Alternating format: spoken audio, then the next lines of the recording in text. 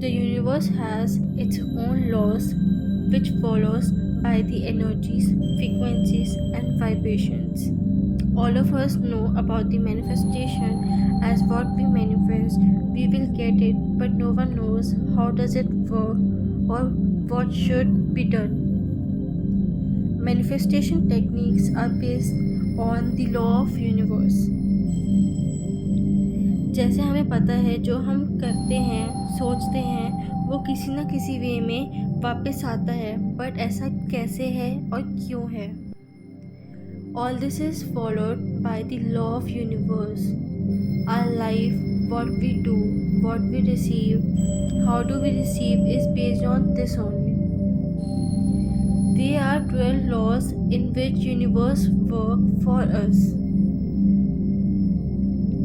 मैंने अपनी पिछली वीडियो में बताया था कि यूनिवर्स एटम एक स्मॉल पार्टिकल से बना है एंड एटम एनर्जीज के तरह वर्क करता है एंड हर एक एनर्जी की अलग अलग वाइब्रेशंस होती हैं, चाहे वो लो या हाई हो, एंड हर फ्रीक्वेंसी भी अलग होती है.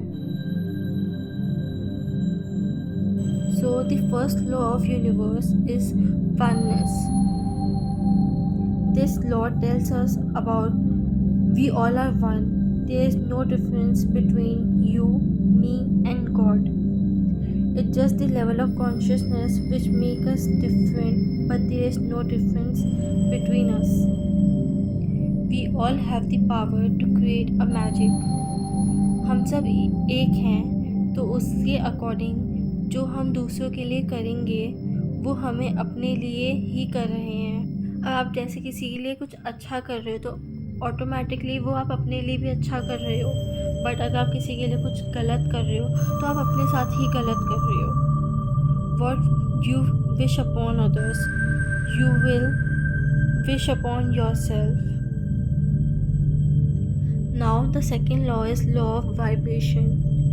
यूनिवर्स एटम से बना है तो हम सब भी एटम हुए. अगर हम देखें तो हमें बहुत स्मॉल पार्टिकल हैं यूनिवर्स में, and we know particles do vibrate which makes energetic field. So accordingly high and low vibrations होंगी जो आपको मैनिफेस्ट करने में हेल्प करेंगी. जैसे वाइब्रेशंस होंगी आप उस हिसाब से उस सेम वाइब्रेशन की चीज़ें अट्रैक्ट करोगे अपनी लाइफ में. जो भी चीज़ें अभी हमारे पास हैं, चाहे वो लोग हों या कोई भी चीज़, वो सब हमारी वाइब्रेशंस के अकॉर्डिंगली हैं. Now the third law which is law of action. अब हम चीज़ें मैनिफेस्ट प्रेयर करते हैं एंड सोचते हैं कि अपने आप मिल जाएगी, बट ऐसा नहीं है. To receive you have to make an action accordingly. जो आप चाहते हो आपको उसके लिए एक्शन लेने होंगे तब वो आपको मिलेगा. अब जैसे आप कुछ मैनिफेस्ट करते हो बट आप सोचते हो कि वो अपने आप मैनिफेस्ट हो जाएगा, बट आपको उस मैनिफेस्टेशन को पूरी करने के लिए आपको एक्शंस लेने पड़ेंगे उसके अकॉर्डिंगली, कि आपको शो करना पड़ेगा कि हाँ जो मैं मैनिफेस्ट कर रहा हूँ या कर रही हूँ वो एक्चुअल में मुझे चाहिए. तो वो आप अपने एक्शंस के थ्रू शो करते हो यूनिवर्स को. अब ये एक्शंस आपके, चाहे आप ड्रीमिंग करके करो या विजुअलाइज करो, मेडिटेशन करके करो, या आप चैंटिंग भी कर सकते हो. The fourth law of universe is law of correspondence. We know we all are one. So the outer reflection is all about our own inner reflection. जो हम बाहर देखते हैं, सोचते हैं या जो चीज़ हमें ट्रिगर करती है, ये सब हमारे अंदर का रिफ्लेक्शन है जो हम बाहर देखते हैं. So it's better to change yourself first by changing your perception and perspection rather than changing others. अब सपोज़ कोई आपको सामने से कुछ गलत बोल रहा है और वो आपको चीज़ बुरी लग रही है, तो वो सामने वाला पर्सन आपका रिफ्लेक्शन दिखा रहा है, आपके अंदर जो कमी है वो आपको दिखाई जा रही है कि आप उसको इम्प्रूव कर सकते हैं। इट्स बेटर कि आप अपने आप को चेंज करो। अगर आप चेंज होंगे तो आपके सराउंडिंग वाले भी अपने ऑटोमेटिकली चेंज हो जाएंगे।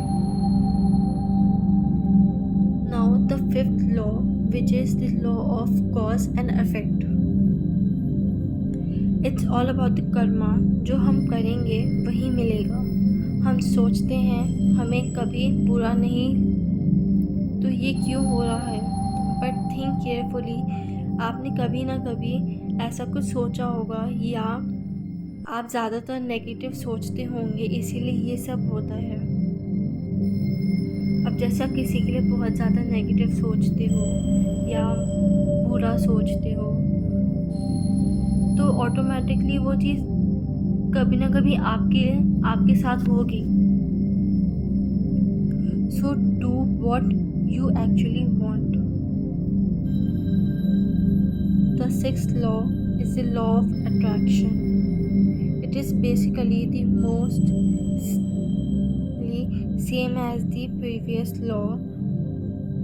आप जैसी एनर्जीज, थिंकिंग या एक्शन यूनिवर्स को दोगे, आप वैसी ही चीज़ें अट्रैक्ट करोगे या वैसी ही चीज़ें आपके साथ होंगी। सपोज आप पॉजिटिव एनर्जीज दे रहे हो तो आपको पॉजिटिव ही मिलेगा, एंड अगर आप नेगेटिव एनर्जीज यूनिवर्स को दे रहे हो तो आपको नेगेटिव ही मिलेगा। What you think is what you get. So think wisely. It's all up to you what to give. Now the seventh law of universe is law of perpetual transmutation of energy. In this law, it tells about our own energy, our own power, that we can change things according to ourselves. You have a power to change when you decided to change it. आप negative को positive बना सकते हो and positive को भी negative बना सकते हो। It's just depend upon what you think, what you decide. Usually हम बोलते हैं कि सामने वाले की एनर्जीज हमें अफेक्ट कर रही हैं, बट एक्चुअल में वो हम खुद ही अपने आप को अफेक्ट कर रहे होते हैं, बार बार उसको सोच के कि वो सामने वाला अफेक्ट कर रहा है। सो इट्स बेटर कि आप अपनी खुद की पॉजिटिव एनर्जीज पे ज़्यादा फोकस करो एंड सामने वाले की एनर्जीज पे उतना फोकस ना करो। The eighth law of universe is the law of compensation. In this law, it tells to give unconditionally without any expectations and be grateful to each and everything.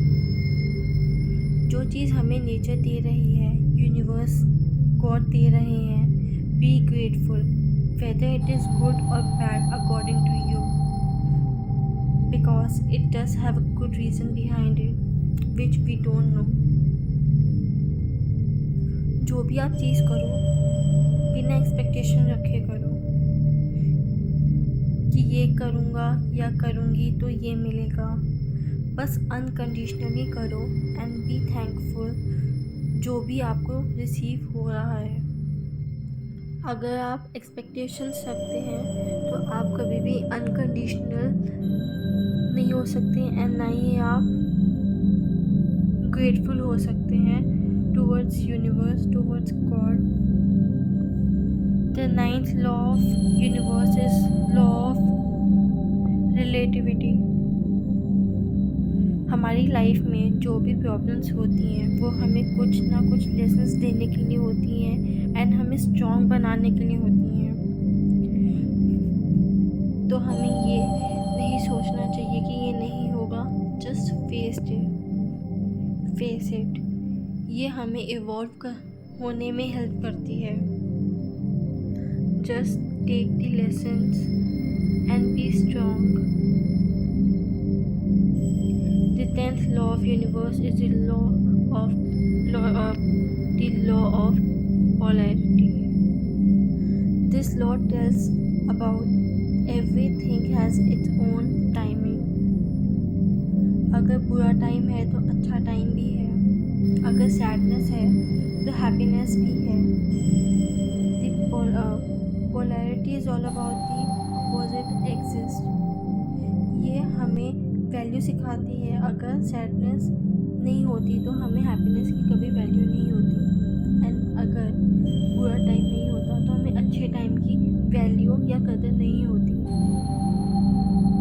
ये सब हमें हर एक चीज़ की वैल्यू करना सिखाते हैं. So be grateful and be thankful. The 11th law is law of rhythm. It tells about the rhythm of universe, or we can say about the life. हर एक चीज़ हमेशा के लिए नहीं हो सकती. Everything changes after some time. हर एक चीज़ का अपना रिदम होता है. The 12th law of the universe is the law of gender. There is no gender as a male and a female. It's just about the energies of an atom which carries both masculine and feminine energies within it. Energies का कोई gender नहीं होता. ये बस masculine and feminine energy होती है सब में. जस्ट लाइक शिव शक्ति, राधा कृष्ण, ये एनर्जीज हैं जहाँ कोई जेंडर नहीं है. ये एनर्जीज मेल एंड फीमेल दोनों की इंडिविजुअल होती हैं. जैसे कि मेल में शिव शक्ति एनर्जी दोनों होंगे. I mean Shiv Shakti energy होगी. And same for the female, उसमें भी शिव शक्ति एनर्जी होगी. वेयर मैस्कुलिन एनर्जी एक्शन को शो करता है एंड फेमिनाइन एनर्जी पेशेंस को. Masculine and feminine energy should be balanced. Masculine energy ज़्यादातर आपके प्रैक्टिकल साइड को शो करता है एंड फेमिनाइन एनर्जी आपकी इमोशनल साइड को. इसीलिए इन दोनों को बैलेंस करना इम्पॉर्टेंट है. All these laws help us to live a better life and help us to grow more faster than usually. It is just we should keep our mind open and receive.